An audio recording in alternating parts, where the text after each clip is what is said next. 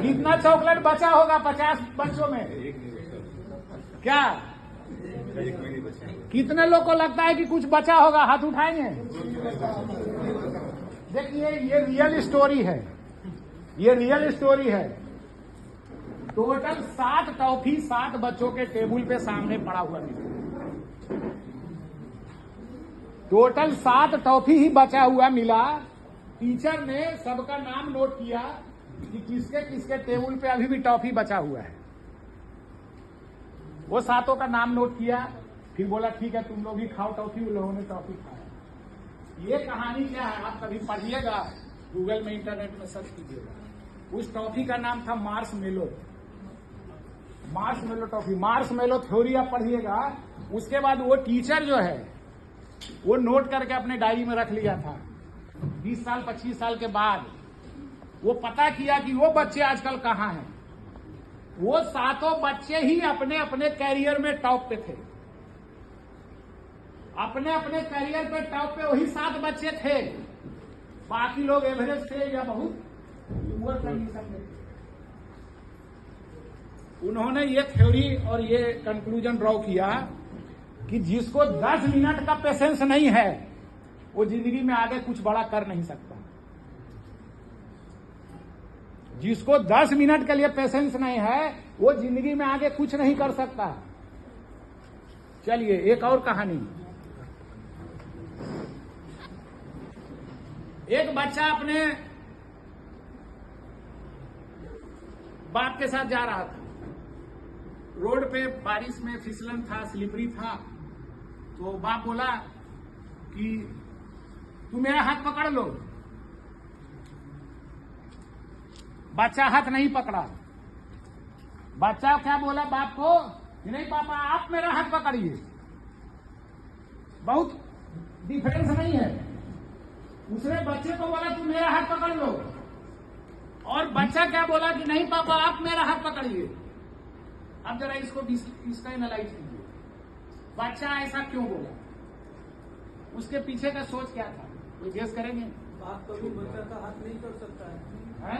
बाप कभी बच्चे का हाथ नहीं छोड़ सकता है। चलिए एक आंसर और बोलिए। पिताजी के प्रति विश्वास, पिताजी के प्रति विश्वास है। और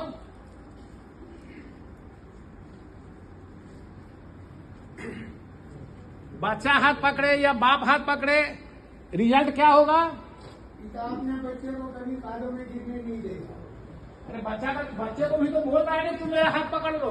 बच्चा क्या बोल रहा है कि नहीं आप मेरा हाथ पकड़िए, हम आपका हाथ नहीं पकड़ेंगे। सब बच्चे को अपने पिता के ऊपर ज्यादा विश्वास है।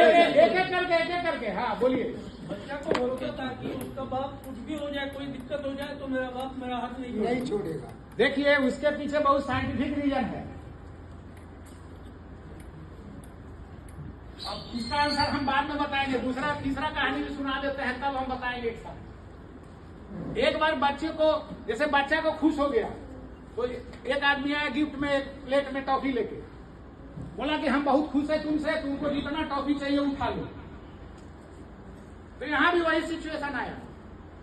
बोला नहीं हम नहीं उठाएंगे, आपको जो देना है आप दे दीजिए। बोला बच्चे को गिफ्ट में यह था कि तुम एक मुट्ठी टॉफी उठा लो।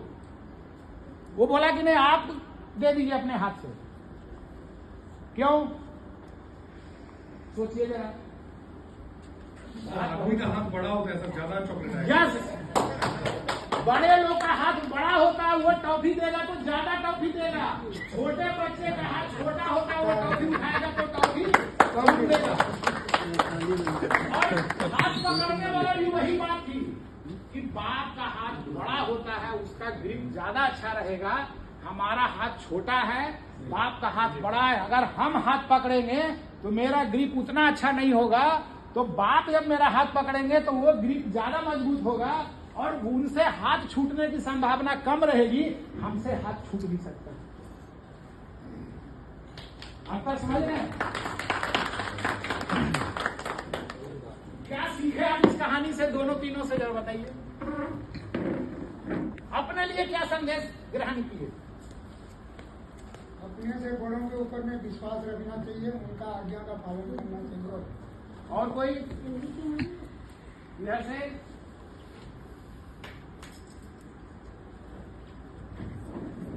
हम लोग के नौकरी वाले सिस्टम में एक कहावत चलता है, बॉस इज ऑलवेज राइट।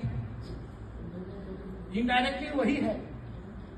आप अगर ऊपर वाले का सहारा लेना है तो उनका बात मानना है, उनका डायरेक्शन मानना है, उनके ऊपर कंट्रोल उनका होना चाहिए। हम लोग नहीं करते।